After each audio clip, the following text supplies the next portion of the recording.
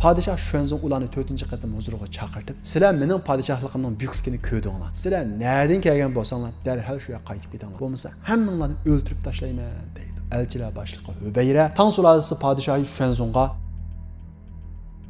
bizning qo'mondonimiz sening sepiringning tugagan vaqtda shundoq bir qasam qildi. Men Xitoy tuprog'iga dassimigucha, Xitoy podshohlarini o'ldirmaguncha, ulardan ulpan olmaguncha bu yerdan qaytmayman deb qasam qildi. Biz Hajjajning hayotiga inson bilan qaragan vaqtimizda uning qon to'kish, siyosiy raqibini yo'qotishda vositalamaslikdek, bu tarafi bo'g'inidek uning yana nurg'un ortiqchiliklarini ko'ra olamiz.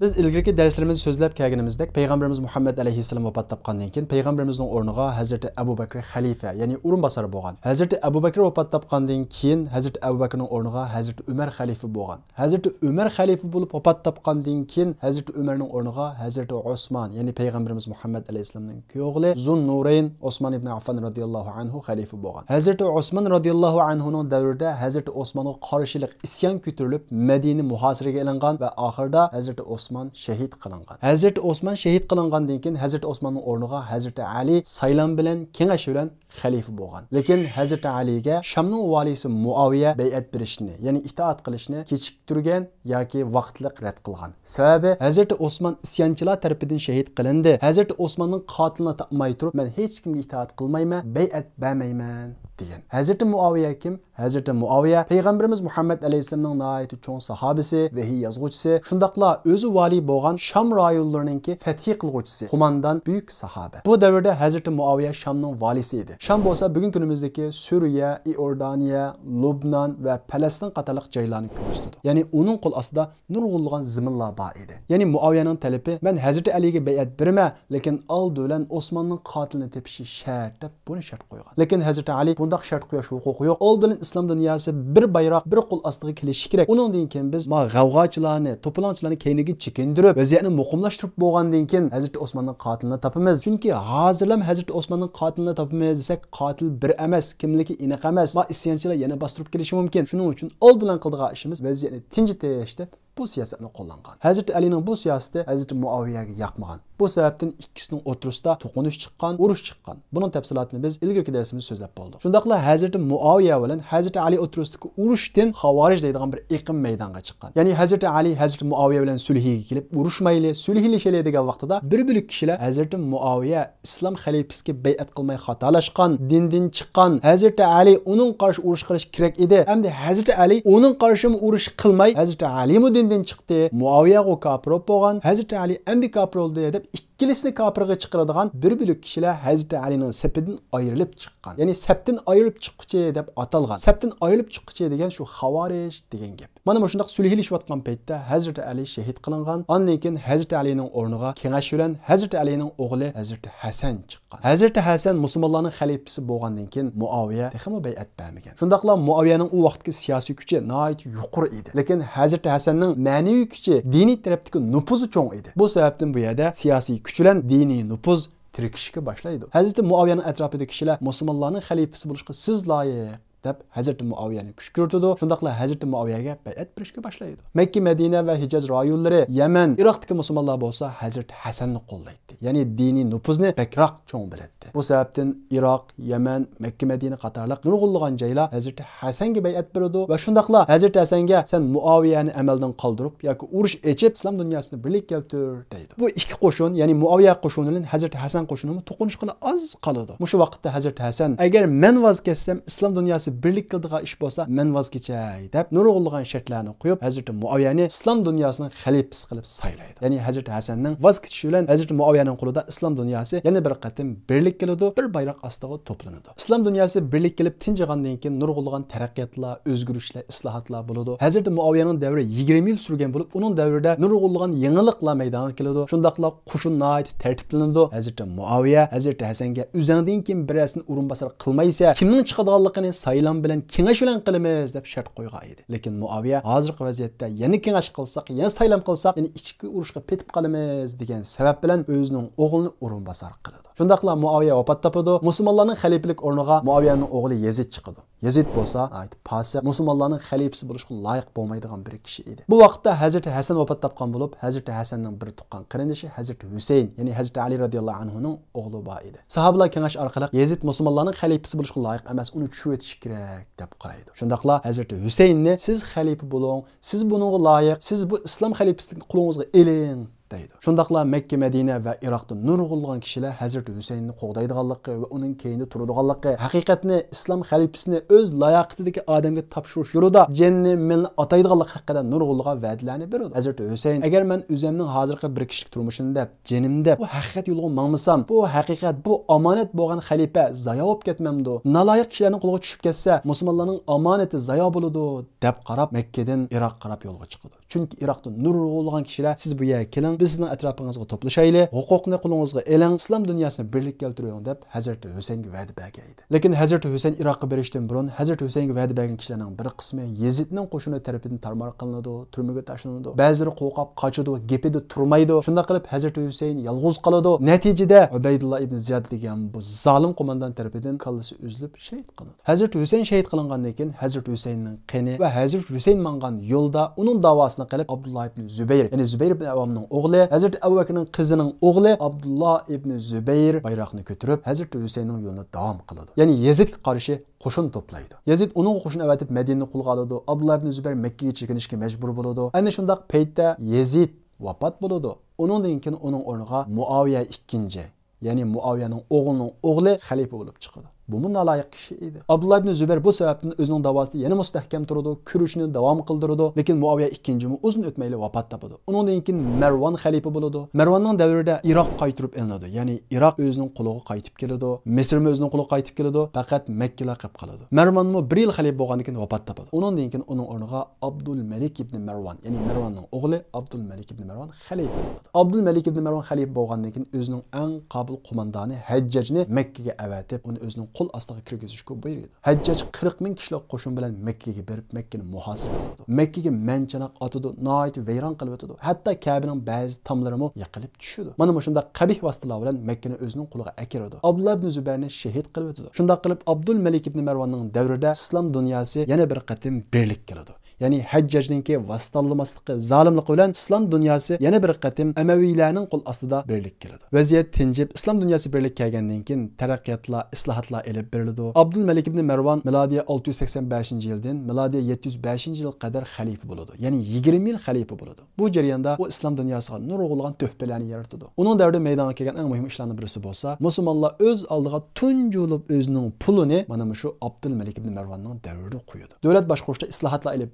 Paris'ninki divani, yani devlet boshqarish sistemasi arabchilashtirib, Amaviy davlatiga elib kiriladi. Askarlar muntizimlashtiriladi. Islom jiografiyasi kengayib, ajamlar islomga kirgandan keyin Qur'on o'qish jarayonida qiynaladi. Çünkü o devredeki Kur'an'ınki ziverzirisi yok. Hatta çikiti mi yok idi. Mesela ba, fa, qap'ninki çikiti yok. Ba bilen fani ayrıqlanmaydı, ba bilen tani ayrıqlanmaydı. Muşundaq şekilde idi. Mana şu vaqtda Hajjajning taklifi bilan Abdulmalik ibn Marvon tilshunos olimlarni urunlashtirib, Qur'onga zir-zirar qo'yishga buyurdi. Shundaqla Qudusning simvoliga aylangan seriq qubbini ana shu Abdulmalik ibn Marvon bino qilgan. Eng muhimi ichki vaziyat tinchigan. Ichki vaziyatni tinchitishda Hajjaj nihoyat muhim rol o'ynagan. Ichki vaziyat muqimlashgandan keyin Abdulmalik ibn Marvon o'zining qobil qo'mondoni Hajjajni Xorasonga vali qilgan. Xorason bo'lsa Ironning sharqiy qismi, Afg'onistonning g'arbiy qismi va Amu daryosi bo'yidagi joylarni ko'rsatdi. Bu joylar ayni davrda Xorason deb atalgan. Bu rayonga Hajjaj qo'mondan bo'lgan. Hajjaj Xorasonga vali bo'lgandan keyin o'zining qo'lidagi eng yaramli qo'mondan Qutayba ibn Muslimni O'rta Osiyoga islomni tarqatish uchun, islomni kengaytirish uchun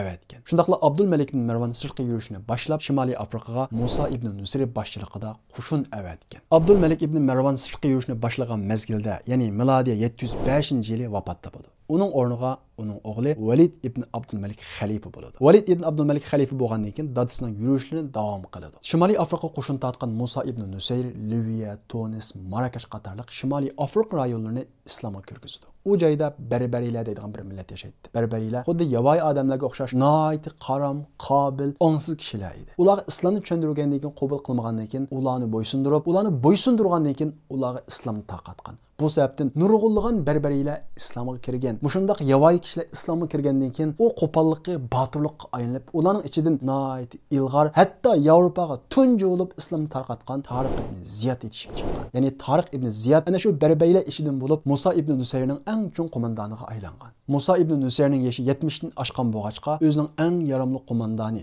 berberiylardan bo'lgan Tariq ibn Ziyadni hozirgi Ispaniyaga, ya'ni Andalusga avatdi. Bu vaqtda Andalusda Qutlar yashaydi. Ya'ni Hindistondan Yevropaga eqib kirgan German qabilalarining birisi bo'lgan Qutlar, ba'zilar Gutlar deb ataydi. Ya'ni shu Qutlar hukmron edi. Xalqi bo'lsa katolik dinidagi xristianlar, yahudiylar va o'zining asli ispan fuqarolari edi. Tariq ibn Ziyad zo'r qo'shin bilan dengiz bo'g'izini o'tib Andalusni ozod qiladi, u yerga islom bayrog'ini qadaydi. Shundaqla Tariq ibn Ziyad o'tgan bo'g'iz Jabal Tariq, ya'ni Tariq bo'g'izi yoki Tariq tog'lari deb ataladi. Tariq ibn Ziyad Andalusni, ya'ni Ispaniyani ozod qilgandan keyin u yerda zulmga uchragan yahudiylar nihoyat rohatga chiqadi. Ba'zi xristianlar musulmon bo'ladi, ammo yerlik ispanlarning nihoyat oz qismi musulmon bo'ladi, lekin siyosiy huquq Tariq ibn Ziyadning qo'lida, ya'ni musulmonlarning qo'lida bo'ladi. Ispaniya islom tarixidagi tunji bo'lib Yevropaga ichilgan ishki hisoblanadi. Ispaniyaning, ya'ni Andalusning ozod qilinganligini anglagan Musa ibn Nusayr yoshi 80 yoshga yaqinlashib qolgan bo'lsa-mu, u ya'ni o'z ko'zi bilan ko'rish va u yerdagi patini kengaytirish uchun qo'shin boshlab Ispaniyaga boradi va Ispaniyada Tariq ibn Ziyad bilan uchrashadi va shu yerdagi Fransiya podshohligiga qarashli chegara bo'ylarini bo'ylab shu yerdagi ba'zi shaharlarni ozod qiladi. Ondan keyin xalifa Valid ibn Abdulmalik xat avatib Yevropani keng ko'lamli fatih qilishga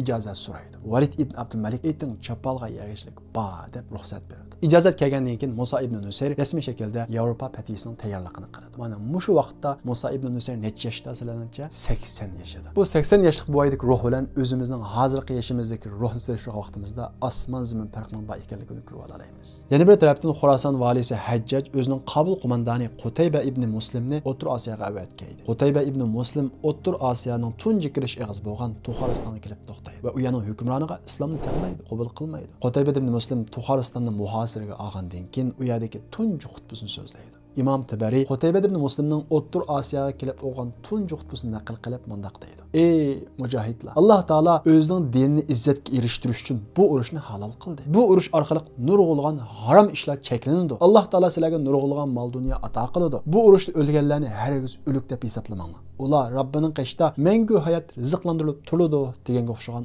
uzun xutba qo'ydi. Ondan keyin Tuxoristonga hujum boshlab, u yani egallab, u yani islom tuprog'iga qo'shildi. Ondan keyin O'rta Osiyoga ichkilab mangdi. O'rta Osiyodagi kishilar Sharqiy Turk qog'ani qapagandan darhol Qutaybaga qarshi yordam talab qiladi. Sharqiy Turk qog'ani qapagan Ko'ltikinni O'rta Osiyoliklarga yordam berish uchun avatadi. Ko'ltikin qo'shin boshlab Buxoroga kelib to'xtaydi. Shundaqla Buxoroni nihoyat mustahkam qo'daydi. Qutayba ibn Muslim Buxoroga kelib to'xtaydi va u yerning xalqiga oldin islomni tanlaydi, lekin ular asla qabul qilmaydi. Chunki u davrlarda bir shaharning hammasi bir sepil ichida bir podshoh yoki bir qog'on qaraydi. Agar shu yerning qog'oni yoki podshoh u yerning ichida islomni tarqatishga yo'l qo'ymasa, islomning tarqalishining oldini to'sib olgan u podshohlarni amaldan qoldirish uchun u yerga urush ishlatdi. Mana bu islom urushi jihad deb ataladi. Bu urushda elingan o'rinlar ishg'ol qilingan bo'lmaydi, ozod qilingan bo'ladi, fath qilingan bo'ladi. Ishg'ol bilan fathining qanday farq bor ekanligini tarix bizga nihoyat aniq aytib beradi. Qutayba ibn Muslim Buxoroni muhosiraga olgandan keyin u yerni ozod qilish uchun, xalqni islom bilan tanishtirish uchun nihoyat shiddatli hujum qo'zg'aydi. Sharqiy Turk qog'onligidan kelgan Ko'ltikin o'zining qo'shini bilan Buxoroni nihoyat mustahkam qo'llaydi. Bu sababdan Qutayba ibn Muslim Buxoroni saq 3 yilda oladi. Ya'ni milodiy 706-yildan milodiy 9-yil qadar 3 yil urushib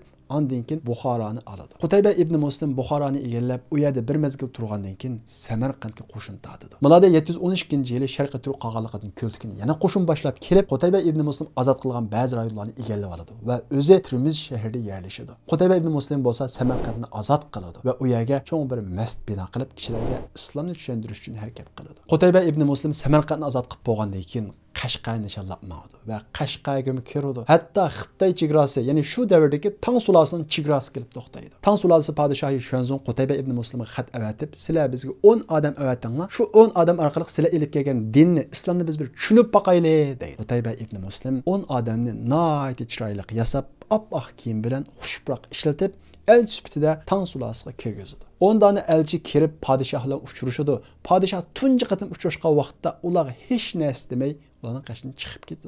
Va o'zining vazirlariga "Ma odamlarni qandaqroq ko'rdinglar?" deydi. Vazirlar "Bular er kishi surtidagi ayollar ekan. Kimlari oppoq, yeni g'abasi xushproq purab tug'ilib bo'lmaydi ekan" deb masxara qiladi va ularning qo'rquvchiligi yo'q ekan deydi. Ikkinchi kuni esa podshoh Xuanzong yana elchilarni chaqirdi. Elchilar bu qatim podshohning huzuriga salobatli kiyinib kiradi. Podshoh bu qatim gap qilmay chiqib ketdi va vazirlarga bu kishilar bugun qanday his qildinglar deydi. Vazirlar bugun bir oz er kishiga o'xshabdi deydi. Uchinchi kunisi yana elchilarni chaqirdi. Elchilar uchinchi kunisi qilich osqan rasmiy jang kiyimi bilan podshohning huzuriga kiradi. Podshoh ularni ko'rib hayron qoladi, chunki ularning ko'zlarida bir xil urush uchquni uchib turadi. Podshoh yana gap qilmay vazirning qashiga chiqib, "Bugun qanday ko'rdinglar?" deydi. "Bugun ular ilgari faqatlam o'xshamabdi" deydi. Podshoh Xuanzong ularni 4-chi qatim huzuriga chaqirtib, "Sizlar mening podshohligimning buyukligini ko'rdinglar. Sizlar nereden kelgan bo'lsanglar, darhol shu yoqqa qaytib ketinglar. Bo'lmasa hammanglarni o'ldirib tashlayman" deydi. Elchilar boshlig'i Hubeyra Tang sulolasi podshohi Xuanzongga "Ey podshoh, biz shundaq bir kishilarki, o'limning cho'qim bir vaqti bor. Vaqti kelgan vaqtda uning kechikmaydiganligiga ishonadigan, o'lim kelgan vaqtda uni hurmat bilan qarshi oladigan, o'limdan asla qo'rqmaydigan bir kishilarmiz. Sen beshi sening sepiningning tuvida, oxirisi Zaytunliqda bo'lgan, ya'ni Falastinda bo'lgan shundaq bir qo'shinga sal qaravatsa, uni kichik ko'rvatsa" deydi. Podshoh Xuanzong Hubeyraning gapini anglagandan keyin bir oz o'ylandi va qo'mondonlarning talabi nima deydi. Hubeyra, bizning qo'mondonimiz sening sepiningning tuvi kelgan vaqtda shundaq bir qasam qildi. Men Xitoy tuprog'iga dassimiguncha, Xitoy podshohlarini o'ldirmiguncha, ulardan ulpan olmaguncha bu yerdan qaytmayman deb qasam qildi. Bu qasamni anglagan Tang sulolasining podshohi Xuanzong musulmonlarning qat'iy urush irodasini ko'rgandan keyin hozirgi vaziyatda urushni ko'tarmaganligini his qilgan bo'lg'achqa qanday qilib bularni qaytarish haqida vazirlar bilan maslahatlashdi. Va oxirida biz sizlarning qo'mondoninglarni qasamidan chiqarib qo'yaylik. Biz bir taxso tupa avataylik Xitoy tuprog'idan. Qo'mondonlar u yerga dassab birinchi qasimidan chiqib olsin. Biz podshoh xondoniga tava 4 dona bola avataylik. Uni xolisi o'ltasin, xolisi qul qilsin. Bu orqali ikkinchi qasimidan chiqib olgan bo'ladi. Biz podshohlarga ulpan topshiraylik. Bu orqali butun qasamlardan chiqib olgan bo'ladi. Chekinib ketinglar. Biz urush qilmaylik deydi. Elchilar bu gapni anglagandan keyin Qutayba ibn Muslimning qashiga qaytdi. Qutayba ibn Muslim bu gapni anglab qanday qilish haqida o'ylashayotgan paytida xalifa Valid ibn Abdulmalik vafot topdi. Bu sababdan Qutayba ibn Muslim Xitoyning talabini qabul qilib, ulardan ulpan olib qaytdi. Bu tarixni tarixshunos Ibn Asir o'zining kitobida bayon qildi. Shunda qilib Hajjajning qo'mondoni Qutayba ibn Muslim O'rta Osiyoga, Buxoroga, Samarqandga, hatto Qashqargachilik tunji qatim islomning kirishiga sabab bo'lgan kishi hisoblanadi. Lekin Qutayba ibn Muslim bir inson bo'lg'achqa, albatta uningmi Hajjajning zolimligi yo'qmay qolgan emas.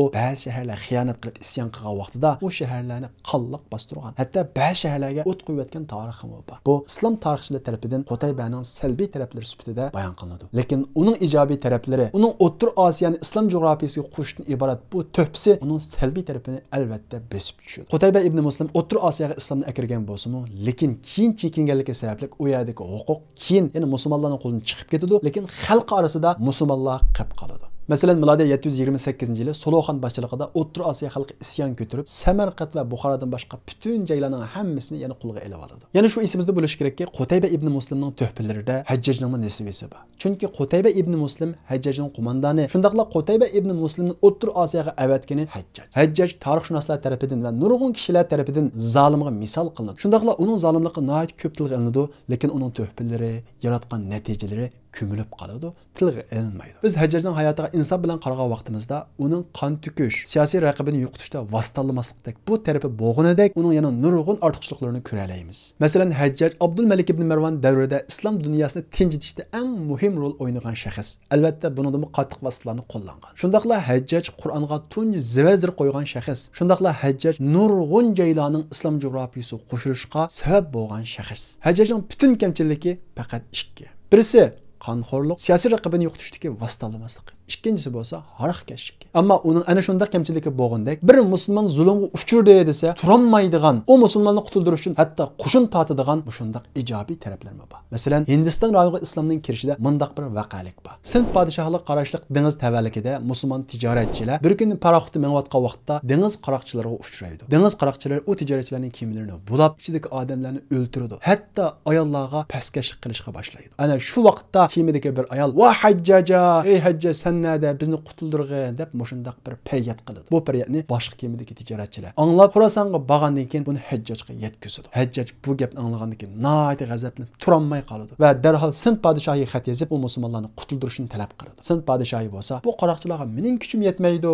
deb qutuldirishni rad qiladi. Amaliyotda bo'lsa, Sind podshohining u dengiz qaroqchilari bilan tili bir edi. Sind bo'lsa, bugungi kunimizda Pokiston, Hindiston va Bangladesh shu 3 davlatni o'z ichiga oladi. Bu shaharda Sind podshohligi bor edi. Oxirgi podshohi bo'lsa Dohir edi. Hajjaj Sind podshohi Dohirning xatini topshirib olgandan keyin 20 ming kishilik qo'shin hazırlaydı ve bu qo'shinga o'zining jan o'g'li Muhammad ibn Qosimni, ya'ni 20 yoshlik Muhammad ibn Qosimni qo'mondan qilib, sen bir bu qaroqchilar bilan urush qilib musulmonlarni qutuldirib kel deydi. Muhammad ibn Qosim 20 ming kishi qo'shin bilan Sind rayoniga atlandi ve o dengiz qaroqchilarini tutishib, ularning hammasini o'ldirib, musulmon asirlarni qutuldirib chiqdi. Ondan keyin shu yerda turib Hajjajga xat yozadi. Hozir men Sind podshohligiga hujum qila olmayman, u yana ozod qilaymi deydi. Hajjaj eting baralg'a yegichlik ba deb ruxsat qiladi. Shunda qilib Muhammad ibn Qosim Sind podshohligiga qarshi urush ichib, Sind podshohining oxirgi podshohi Dohirni o'ldirdi va shuning bilan Sind podshohligiga xotim berdi. Shunda qilib bu bir zulmga uchragan ayolni qutuldirish yo'lida ko'rsatgan tirishchanligi Hindistondan iborat Sind rayoniga islomning kirishiga sabab bo'ldi. Demak, biz bu yerdan diqqat qilsak bir narsani ko'raymiz. Ojiz mazlumni qutuldirish va uningga yordam berish bizni texmi cho'ng avorchilik uchirdigandek ko'rsatdi. Amaliyotda bo'lsa, bu bir imtihon bo'lib, uning atlangan vaqtda Alloh taolo uning mukofoti sifatida nurg'unlagan narsalarni beradi. Xuddi ana shu bir ayolni qutuldirish yo'lida qo'shin tortib, Sind rayoni, ya'ni hozirgi Hindistonga islomning tarqalishiga sabab bo'lganga o'xshash. Shunda qilib Sind rayonining ko'p qismi ana shu Hajjajning qo'shin tortishi bilan islom jo'grafiyasiga qo'shiladi. Qarab qolgan bo'lsa, xalifa Valid ibn Abdulmalik davrida islom jo'grafiyasi, ya'ni Amaviylarning davridagi islom jo'grafiyasi shu darajada kengaydiki, O'rta Osiyo, Shimoliy Afrika va Sind rayonlarigacha kengaygan. Bu sababdan Valid ibn Abdulmalik davri siyosiy jihatda eng yuqoriga yetgan davr hisoblanadi. Demak, Hajjaj O'rta Osiyoga islomning kirishiga emas, balki Sind rayonlarining, ya'ni Hindiston rayonlariga islomning kirishiga sababchi. Bu sababdan biz Hajjajga baho bergan vaqtda cho'qim uning kamchiligini ko'rgandek, uning tuhfalariga ko'z yummasligimiz kerak. Hajjaj ana shu ishlarni nima uchun qildi? Uning hayotining oxiri bunga yaxshi javob bera oladi. Hajjaj milodiya 714-yili vafot topadi. U vafot topgan vaqtda uning qoldirgan mirosi bo'lsa faqat 300 dinar. 300 dinarga u davrda 300 dona qo'y keladi. Amma Hajjajning qo'l ostida u davrda O'rta Osiyo, Sind rayoni va Xorason rayoni qatorliq Amaviylar jo'grafiyasining 3dan 2 qismi uningga tava edi. Bu sababdan xalifa Valid ibn Abdulmalikning inisi Hajjajning buncha yo'nab ketganligidan nihoyat ansirab, aksqa uni elib o'tishni tavsiya qilgan. Lekin milodiya 714-yili xalifa Valid ibn Abdulmalik vafot etishdan 1 yil burun Hajjaj vafot topgan. Hatto hayotining oxirida tavba qilgan, ya'ni qon to'kkanlikka tavba qilgan deyiladigan tarixlar bor. Valid ibn Abdulmalik davrida Amaviylar siyosiy jihatdan emas, ilmiy va ijtimoiy jihatdan nurg'unlagan yangiliklarni maydonga keltirgan. Masalan, uning davrida tunji bo'lib islom dunyosida Bemoriston nomi bilan doktorxona salangan. Yevropada bo'lsa tunji doktorxona 14-asrda salangan. Shundaqla uning davrida saqaymas kasallar, oq kasallar va yuqum kasalliklari maxsus tep urlashtirilib alohida ko'ngil bo'lingan. Yevropada bo'lsa 1313-yili oq kasalliklarning hammasi bir yerda to'planib, o't qo'yib ko'ydirib o'tilgan. Chunki ular bu Tangrining g'azabidan bo'ldi deb qaragan. Undan boshqa nurg'unlagan ilmiy sohalar taraqqiy qilib, madrasalar ochilgan va shundaqla ana shu madrasalarda Imom Azamga o'xshash buyuk olimlar o'qiydigan bir xil muhit yaratilgan. Darul Tamlar ochilib, yetim yesirlarga ko'ngil bo'lingan. Shundaqla payg'ambarimiz Muhammad alayhisolamning masjidi 4-qatim kengaytirilgan. 1-qatim payg'ambarimizning davrida, 2-qatim Hazrat Umarning davrida, 3-qatim Hazrat Osmonning davrida, 4-qatim mana shu Valid ibn Abdulmalikning davrida kengaytirilgan. Shundaqla islom dunyosidagi 4-cho'ng jami bo'lgan Amaviy masjidni bino qilgan. O masjid bugun kunimizga qadar Amaviylarning iz sifatida Damashqda qad ko'tarib turmoqda. Shunda qilib Valid ibn Abdulmalik milodiya 715-yili, Hijriya 96-yili vafot topadi. Uning o'rniga inisi Sulaymon xalifa bo'ladi. Sulaymon akasining Hajjajni cho'ngaytib o'tishiga nihoyat qarshi edi. Shundaqla Hajjajni bek yomon ko'radi. Bu sababdan u taxtga chiqqandan keyin tunji qilgan ishi bo'lsa, Hajjajning qo'mondonlarini amaldan qoldirish bo'lgan. Chunki u chiqqan vaqtda Hajjaj allubun o'lib bo'lgan, ammo uning qo'mondonlari, masalan Muhammad ibn Qosim, Hajjajningki jiyani, Sind rayonlarining hukmroni edi. Uni qaytirib akilib turmaga tashlagan. Shimoliy Afrikaning potihi bo'lgan Musa ibn Nusayrni chaqirtib akilib, uni turmaga tashlagan. Keyin Qutayba ibn Muslimni O'rta Osiyodan chaqirtgan. Qutayba ibn Muslim boshqa Hajjajning qo'mondonlarining oqibatini bilgandan keyin bag'il unamagan. Hatto uningga bay'at berishni rad qilib, uning qarshi isyon qo'zg'ashga tayyorlik qilgan. Xalifa Sulaymon Qutayba ibn Muslimning qo'shinidagi o'ziga itoatmand odamlarga xat avatib, kechida Qutayba ibn Muslimni o'ldirgizib o'tgan. Qutayba ibn Muslimning o'ldirilganligiga musulmonlar emas, dushmanlar hasrat chekkan. Hatto O'rta asadagi turklar, ey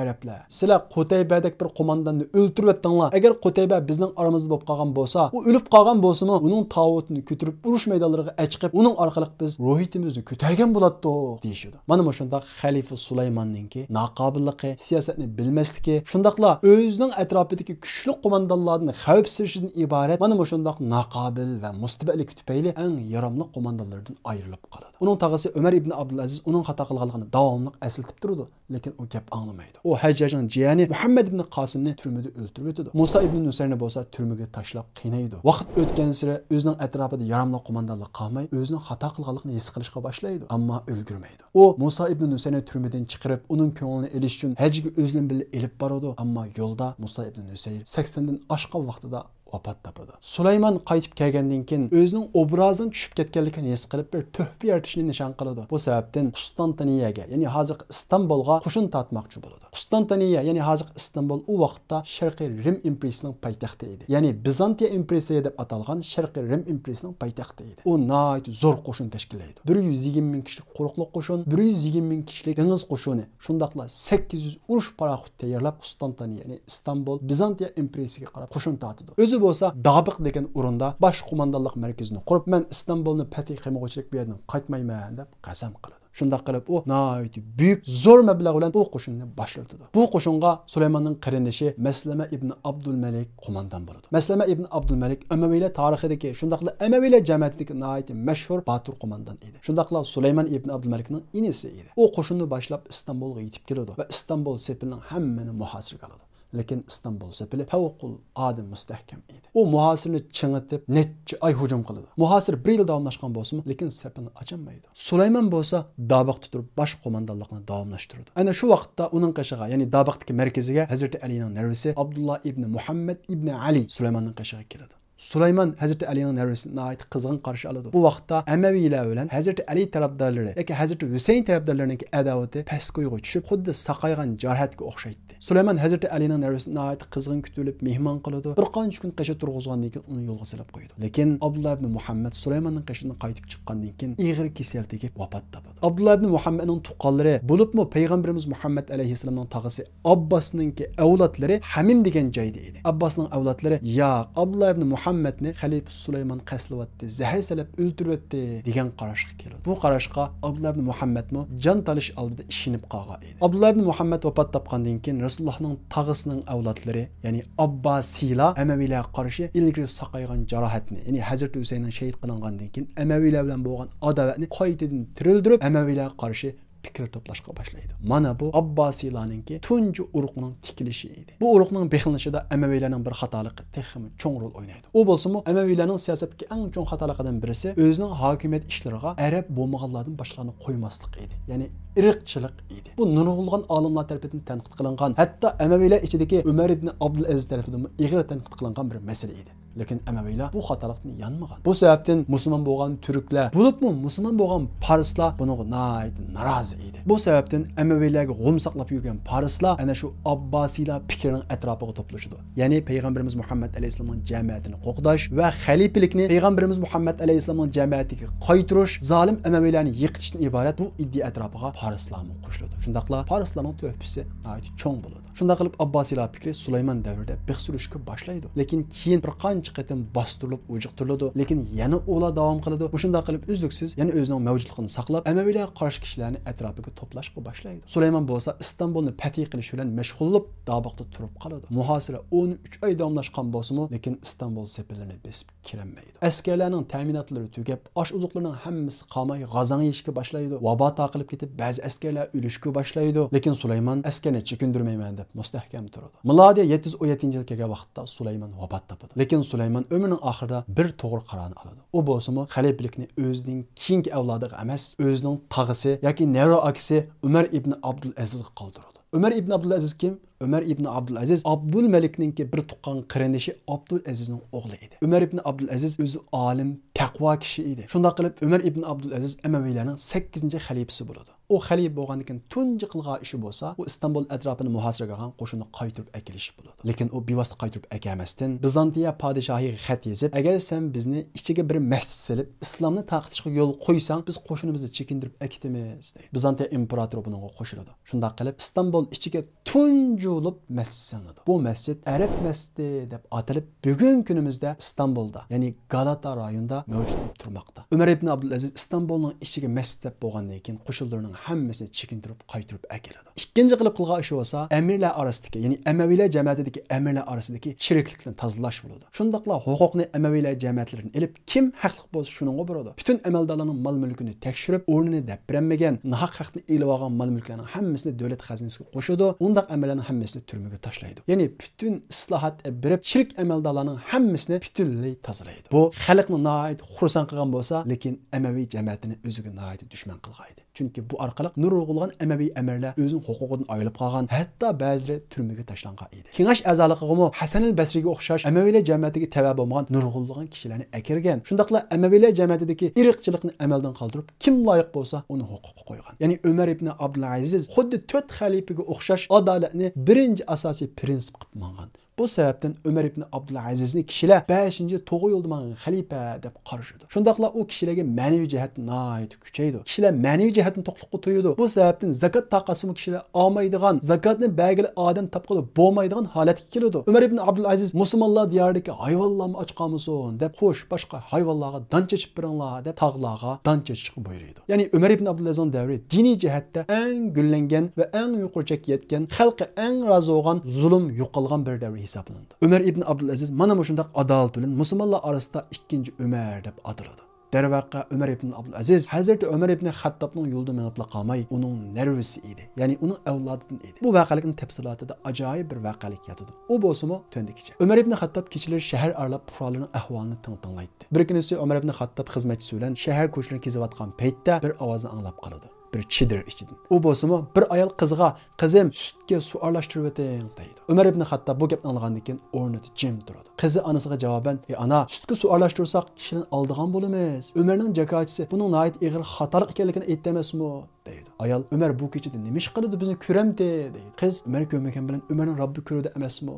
deydi. Mana shundaq dialogini anglagandan keyin Ömer ibn Xattob aytisi o'g'li Osimga ana shu chedirdagi qizga elchi bo'lib elchi avatdi. Chedirdik ayol qizni Ömer ibn Xattobning o'g'li Osimga berdi. Shunday qilib bu qiz Osimdan bir qiz tug'di. Bu buvoq Amaviylarning davri kelgan vaqtda to'y qilgudek yoshga yetdi. Abdülmelik ibn Marvonning qarindishi Abdülaziz to'y qilish uchun mana mushu qizni tanlaydi. Shundaqla bu qiz bilan Abdülaziz to'y qilib, bu qizdan Ömer ibn Abdülaziz dunyoga keladi. Demak, taqvolikni nishon qilib qurilgan oiladan mana shundaq mevalar chiqadi. Taqvolikni birinchi asos qilib qurgan oilamizda shu vaqtda bir ish bo'lib ketmasligi mumkin.